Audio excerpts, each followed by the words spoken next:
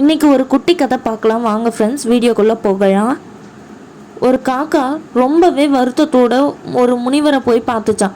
என்ன காக்கா வேணும் அப்படின்னு சொல்லி அந்த முனிவரும் காக்காவை பார்த்து கேட்க, நான் ரொம்பவே கருப்பாக இருக்கேன், அழகாகவே இல்லை, ரொம்பவே அசிங்கமாக இருக்கேன், எனக்குள்ளே எந்த ஒரு டேலண்ட்டும் இல்லை அப்படின்னு சொல்லி ஃபீல் பண்ணிச்சான்.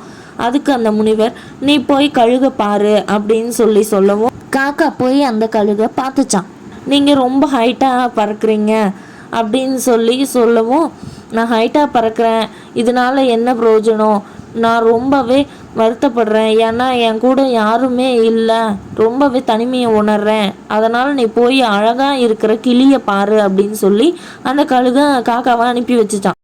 கிளியை சந்தித்த காக்கா, கிளியே நீ ரொம்ப அழகாக இருக்க, அழகான வண்ணங்களோடு இருக்க, அது மட்டும் இல்லாமல் உன்னோட குரலும் இனிமையாக கீன்னுட்டு அழகாக பேசுகிற, உன்னோட பேச்சு ரொம்ப நல்லா இருக்குது அப்படின்னு சொல்லவும், என்னோட பேச்சு தான் எல்லாருக்கும் பிடிச்சிருக்குன்னு சொல்லி என்னை கூண்டில் அடைச்சி வச்சு எனக்கு ரொம்பவே கொடுமைப்படுத்துகிறாங்க, நீ வேணா மயிலை பாரு அப்படின்னு சொல்லி அனுப்பி வச்சுட்டான்.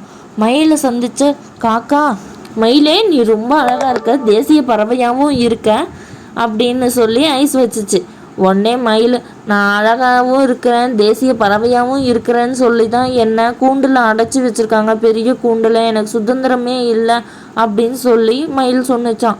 இந்த கதையோட கருத்து என்ன அப்படின்னு பார்த்தீங்கன்னா, நம்மள இப்படி தாங்க பல பேர், நம்மளுக்கு திறமை இல்லை, கலர் இல்லை, நம்ம அசிங்கமாக இருக்கோம், நல்லா இல்லை, நம்மளை யாருக்கும் பிடிக்கல, இப்படின்னு நிறைய பேர் நினச்சிக்கிட்டு தப்பான முடிவுகளை எடுக்கிறோம். அந்த மாதிரி எடுக்காமல் நம்மிடம் இருக்கும் குறைகளை தகர்த்து நிறைகளை கொண்டு இவ்வுலகை வெல்வோம். வாழ்க வளமுடன். நன்றி.